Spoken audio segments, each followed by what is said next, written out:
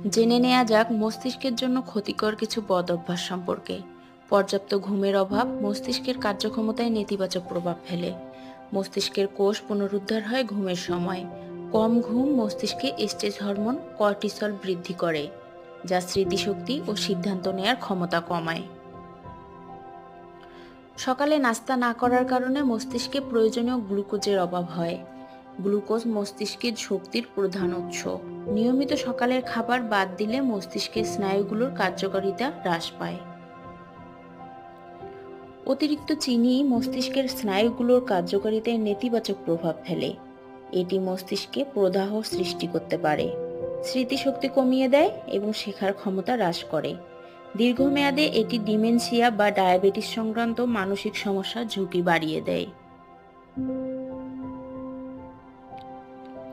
ধূমপানের প্রভাব মস্তিষ্কের জন্য অত্যন্ত ক্ষতিকর। এটি মস্তিষ্কের স্নায়ুকোষ ধ্বংস করে।